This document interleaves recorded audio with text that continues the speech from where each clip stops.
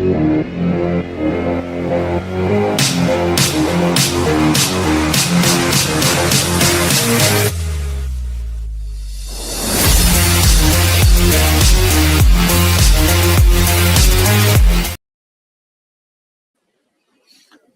evening.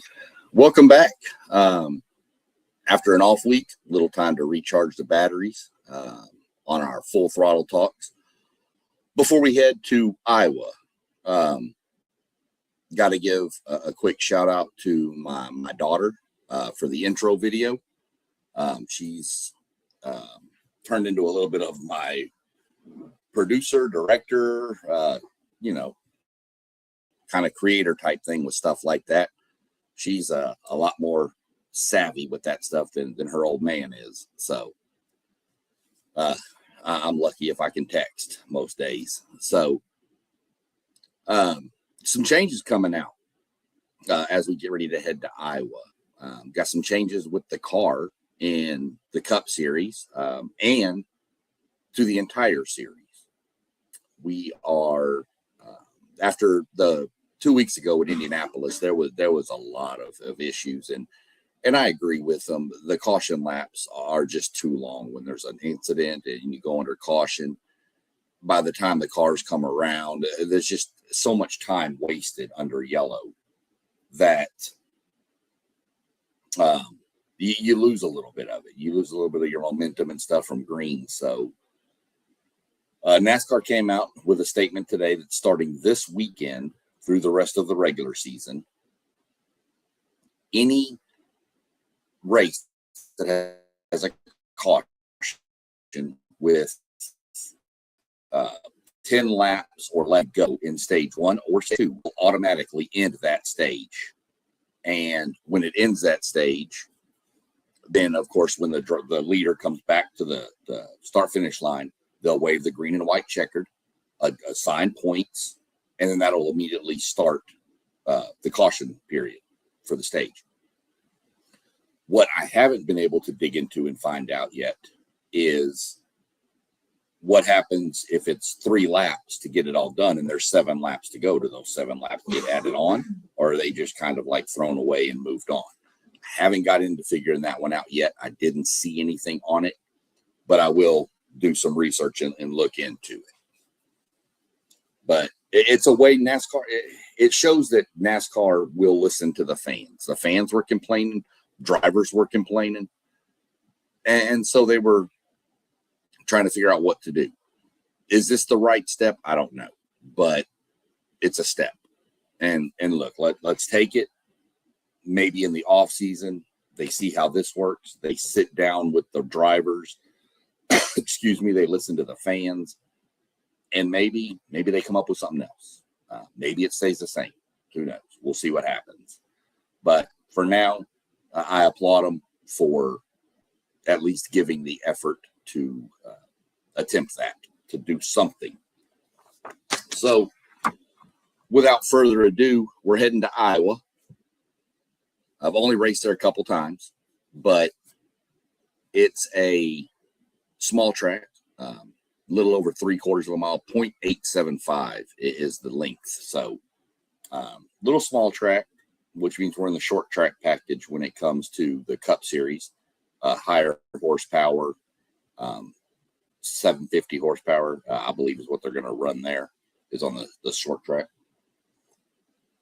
So we'll see, what goes on there. It's a neat little track. I enjoy the race there. I'm a big proponent of night races, but since it's a Sunday, let's do it in the afternoon just to be sure. Haven't checked on the weather yet in Iowa. I know they're expecting rain over here in Columbus where I am this weekend, and normally it comes from that way, so we'll see what happens. I'll have to do a little more. I would say if you're planning on going, check the weather. I just haven't got that far yet with it. So let's jump into it. The O'Reilly Auto Parts Series. They're going to go 250 laps. It's going to be at 5 p.m. on the CW. And radio coverage, as you've heard me say, and these are all Eastern time, by the way. Radio coverage on Sirius XM NASCAR Radio If you have the Motor Racing Network app, you can get it there too. And one thing about Iowa is it's short, but it races more like one of the 1.5 miles. You have to watch your tire wear. Tires will wear off.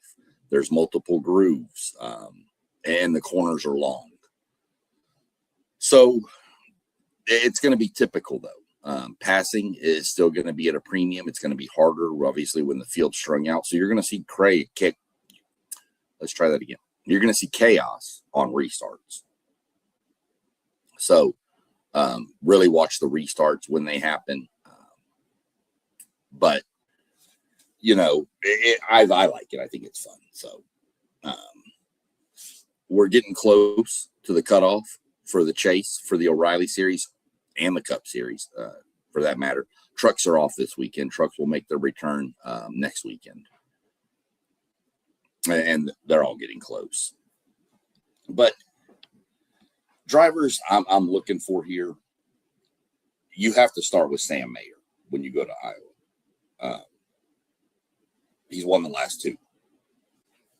So, yeah, if you're betting against Sam Mayer, I mean, that's just not wise. Hasn't got a win yet this year, but I'm betting that whole team has got this circled as this is a chance. We got a shot here, so we'll see how it plays out. Always watch Justin Allgaier. Obviously, he's already locked up the points, the regular season points title, so kind of can tinker and play around with tracks that might be considered similar with setups and things. He's been dominant this year. 6 victories, 14 top 5s, 17 top 10s, and he's led 476 laps. He did finish 16th here last year, so probably not his favorite track, but bet against Justin Allgaier at your own peril. He's somebody that I would pencil in every weekend. Cup driver, drop down. Ross Chastain, don't like to spend too much time on them when they drop down. Carson Kvapil, first career victory. Last time they raced over at Indy. Finished 9th at this race last year. And he's actually second in the standings. And he has got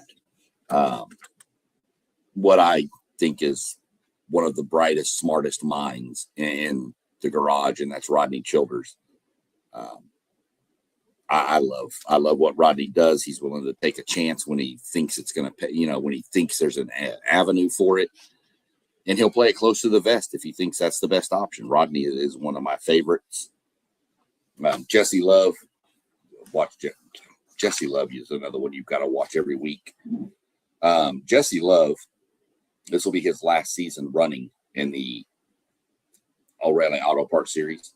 He will be moving up to Cup Series next year to take over the 21 car for the Wood Brothers. Like Jesse Love, gonna have to really like him next year since he's driving for the team I support. So that's kind of who I'm looking for in this race. We're going to get a little different and throw a few extra little picks in. We'll throw some sleeper picks in.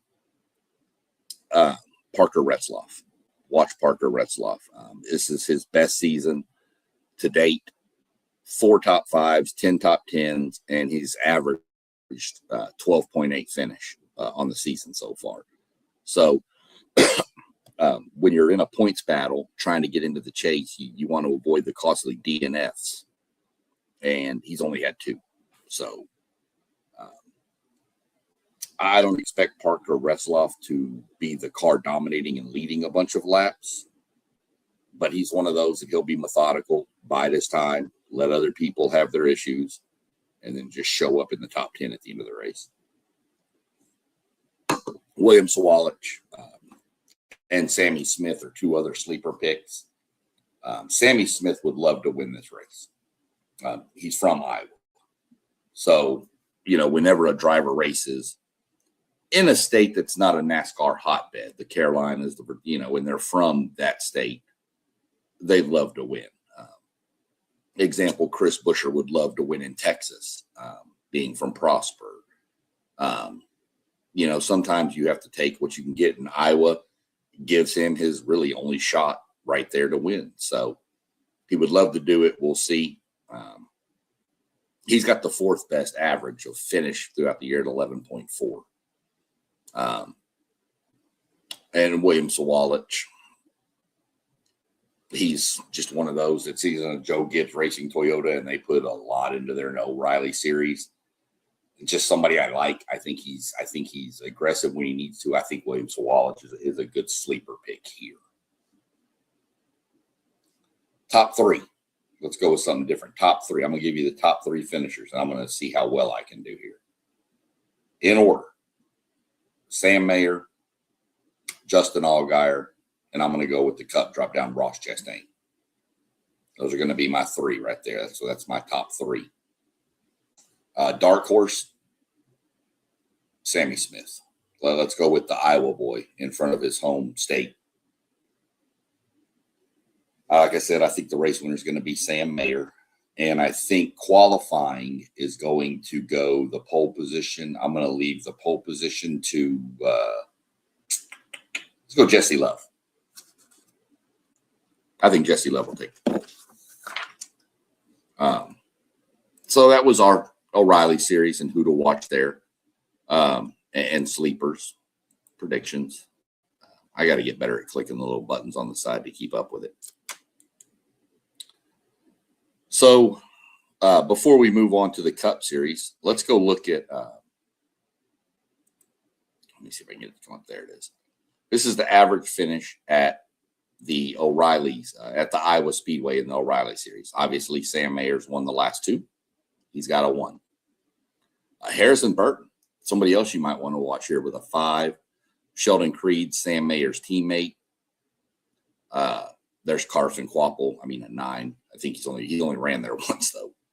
But you got some people like Allgaier. See, look, he's one of my favorites every week, and he's got a 23 average finish, and he finished 16th last year. So, kind of tells you what we're looking at there.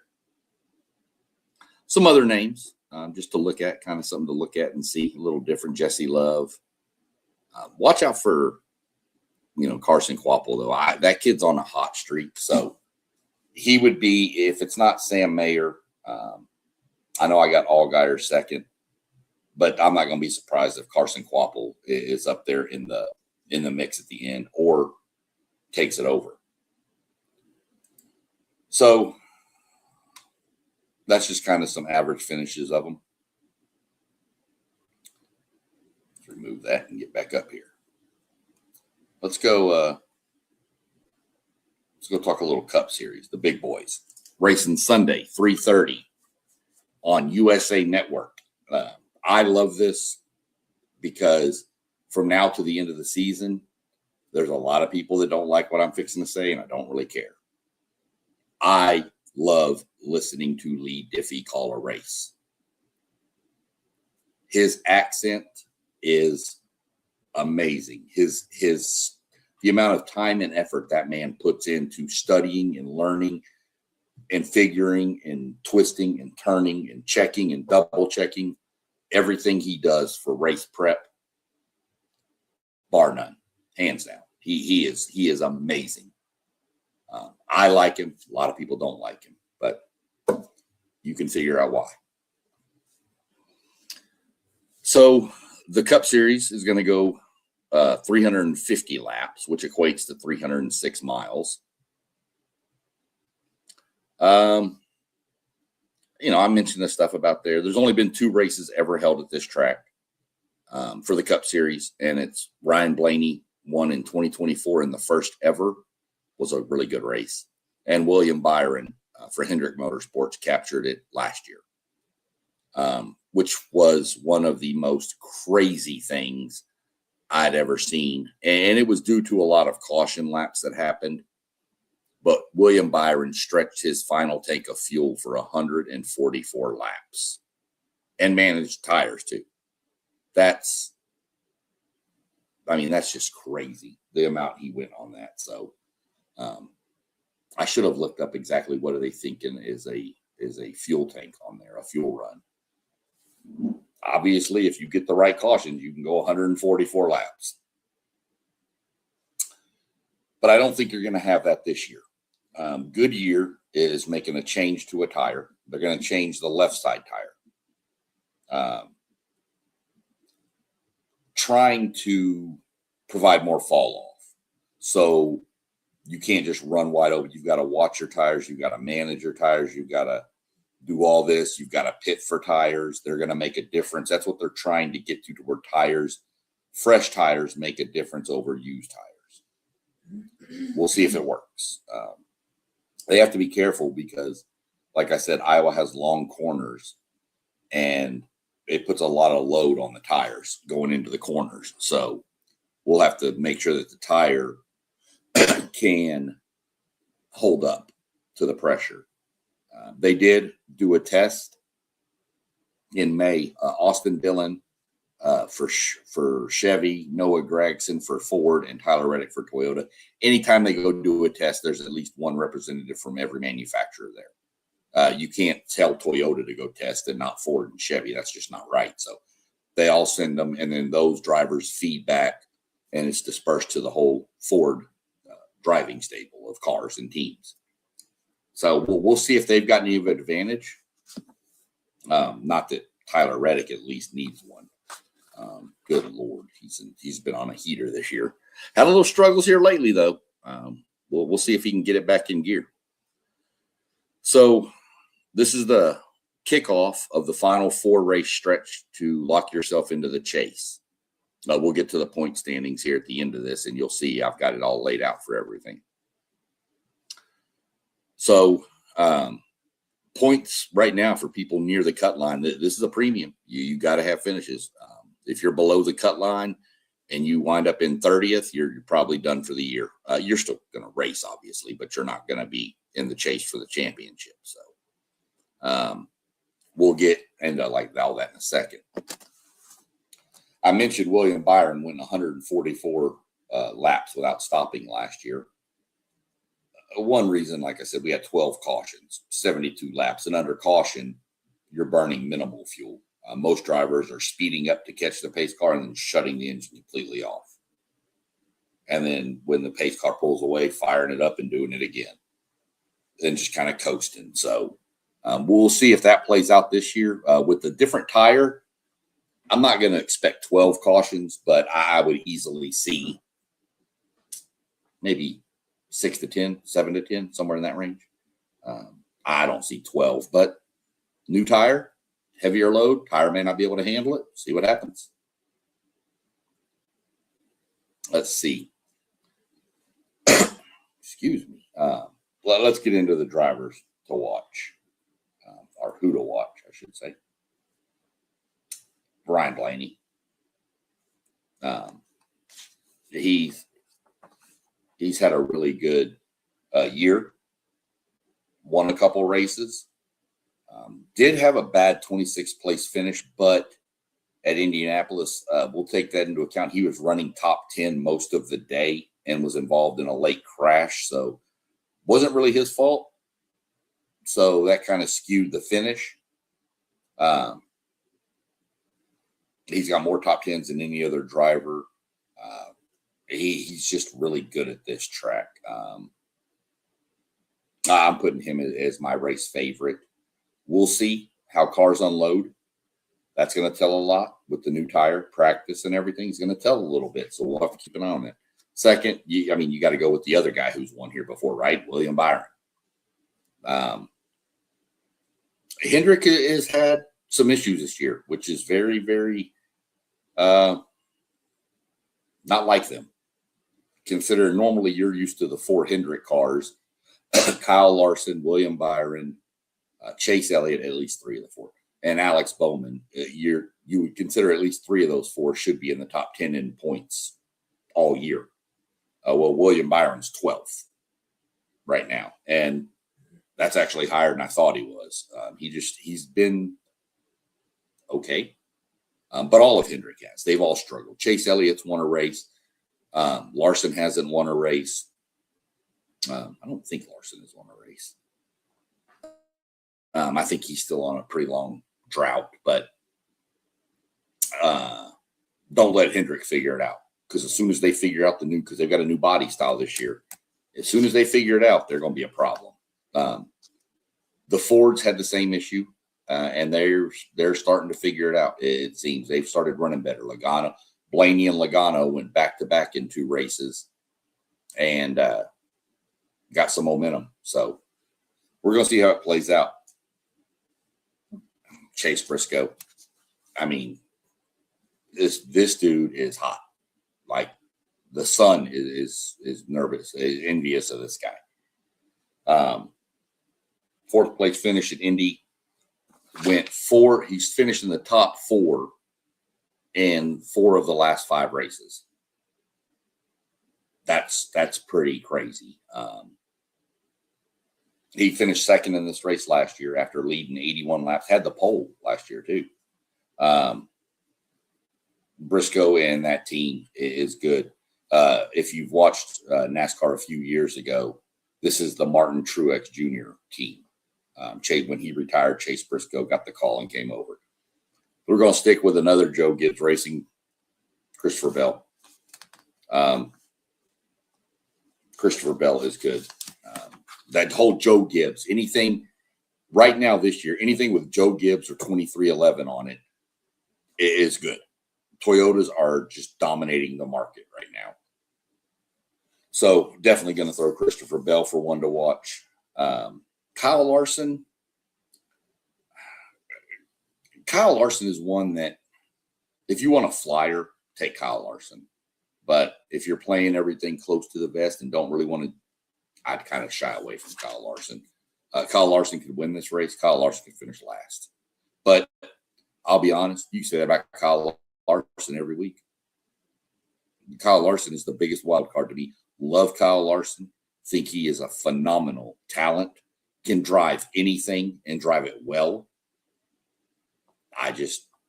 He's just so up and down that you just don't know. But like I said with the Hendrick cars, if he gets hot, it's going to be a wrap. I mean, he's a defending championship cup champion last year. So if he gets hot, if he gets it, he's going to be in the playoffs. Get into the playoffs or the chase. Sorry, we don't call it the playoffs anymore. Kyle Larson is going to be a problem. I'm not going to spend too much time on the next one. I'm watching Denny Hamlin. Enough said. 2311, co-owner with Michael Jordan. Not going to mess with it. Points leader. Been in the mix every week, I think, except for when he has been involved in an accident. This is not, however, his favorite track. He's finished 24th in both of these races. So take that for what it's worth there. Not real good here, but the Toyotas are running so good this year that you have to put him in as one to watch. After the momentum gained a couple weeks ago, you got to put Joey Logano in there. Penske Ford, you just got to do it. And Joey Logano's a 3-time Cup Series champion. So you're really going to keep an eye on Joey Logano too. I look for the Fords to have a pretty good day. We'll jump into some of the sleepers and you'll see why I say I think Ford's going to have a good day, not just because I'm wearing the shirt, by the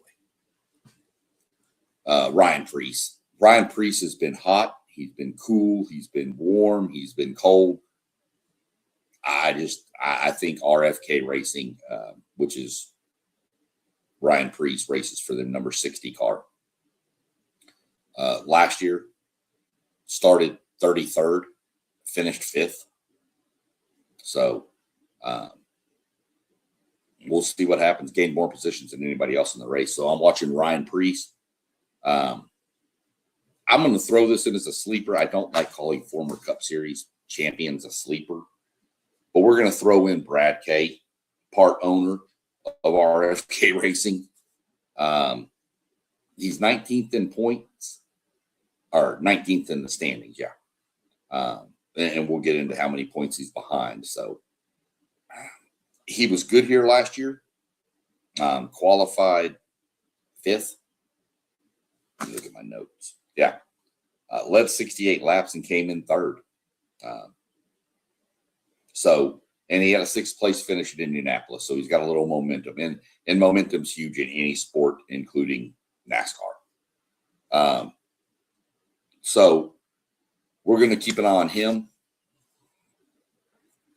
I threw this one in there just for the heck of it because he did the tire test, one of them. I threw Austin Dillon in the number 3 Richard Childress Racing Chevrolet. I'm just going to throw that in there. Finished 10th last year. So that's why I'm throwing him in as a sleeper, because he's got a little more knowledge on this tire. So we'll see if that pays off.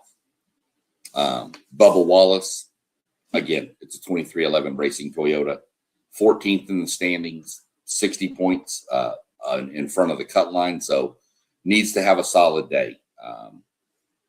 We'll see. He had a 28th place finish at Indianapolis, and he won the race the previous year there. So keep an eye on him. The last one I'm going to mention as a sleeper is right up here. It's on top of my head. Can't read it, I know.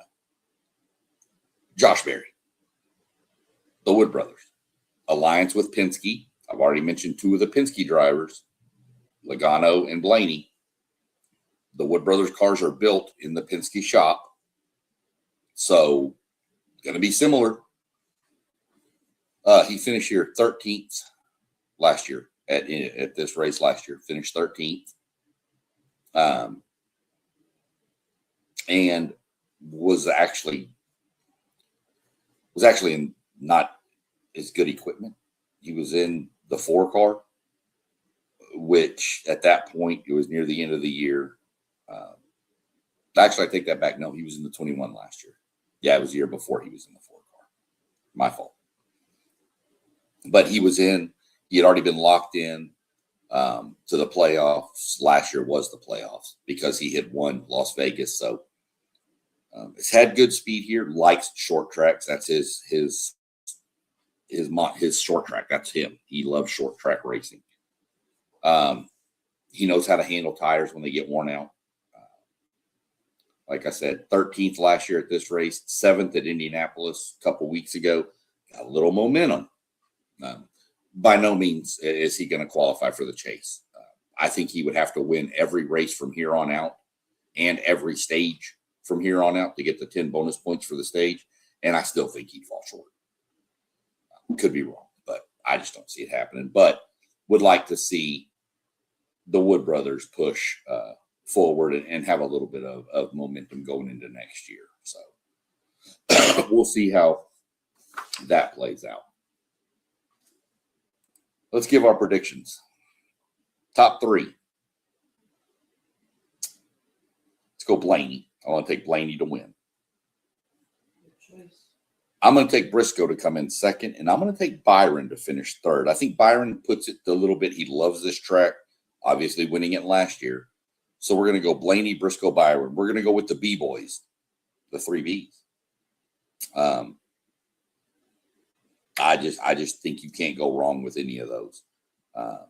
That's the order I'm going to put them in. You may have a different order. You may have a different driver, and that's fine. If you think something different, drop it in the comments. We'll see who gets the better of it. So as I said, race winner Blaney.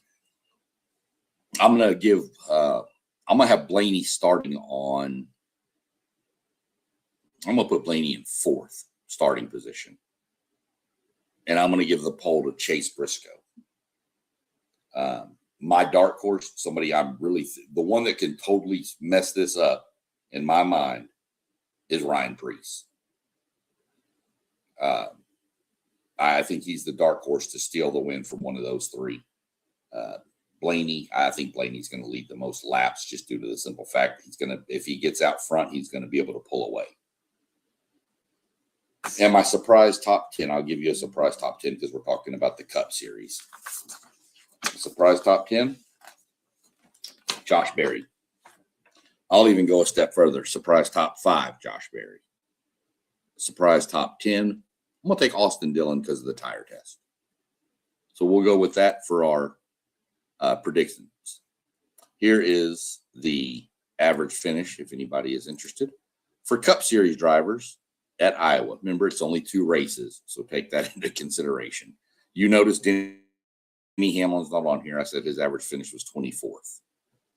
There's Byron 1.5, Blaney 2.5, Keselowski. Alex Bowman could be a sleeper too here. Didn't even really mention him, but he could be another one of those sleeper picks. Logano. Didn't mention Chase Elliott. Josh Berry's right there with a 10 average finish. So was 13th last year, was 7th the year before, obviously. So Berry likes getting around this place. Christopher Bell. Some of the others over here, you can see their average finish. Again, it's only 2 races, so you don't get a huge sample size, but it's worth looking at, I think. And I'll have that up every week moving forward. So what do you think? Should we go look at the standings? Let's go. The O'Reilly Series.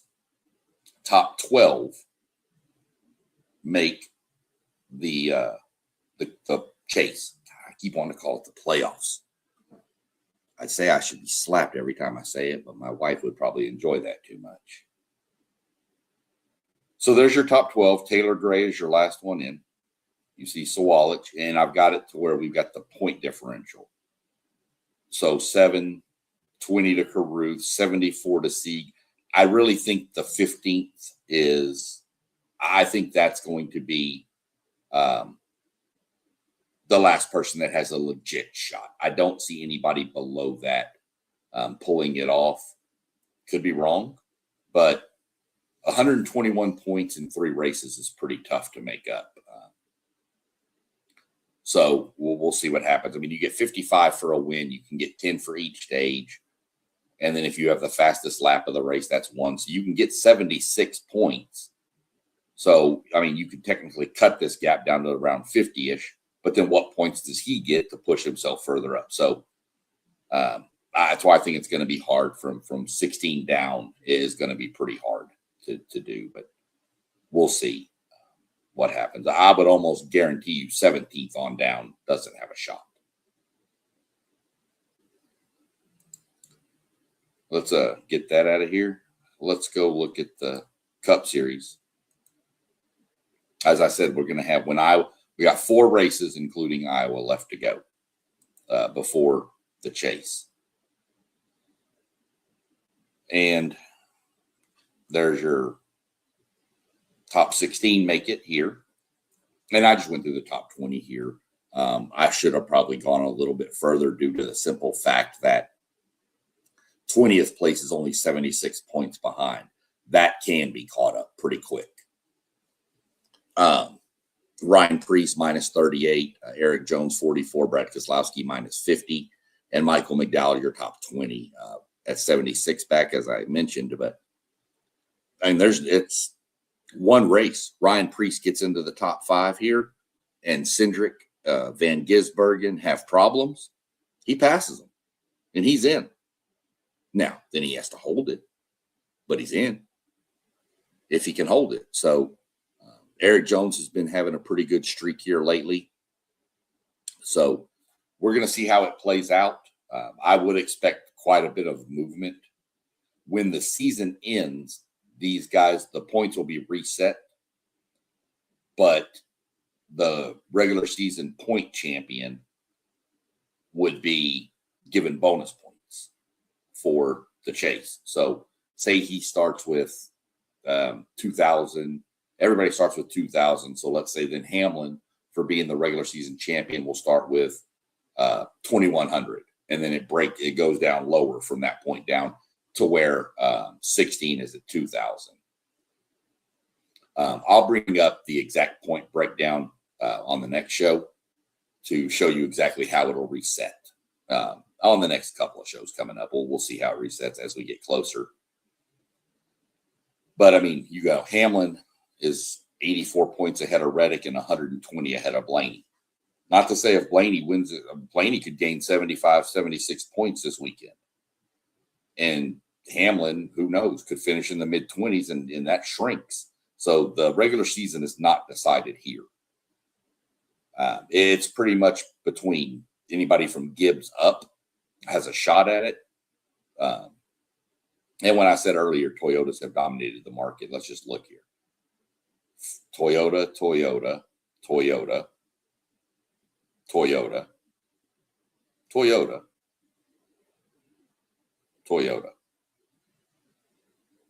So then you go with the Ford, you go Ford.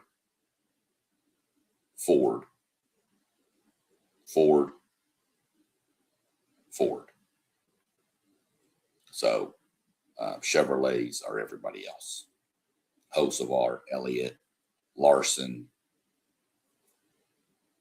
Suarez, Byron, and Van Gisbergen. So those two, 11, Daniel Suarez, and 15, Van Gisbergen, are my two shocks to be in the chase. Van Gisbergen, I expected to make a run due to the road course, street course segment of the series, but he has been super good on ovals. He has increased so much on his ovals that's why he's there. Now he's got to keep it up for 4 weeks. We'll see what happens. And Daniel Suarez leaving, being let go pretty much from Trackhouse to, and then jumping over to Spire. I didn't expect a whole lot. Daniel Suarez is running really well. That's really impressive. I think he's pretty secure to get into the chase, which is good for him. So we'll see how it plays out.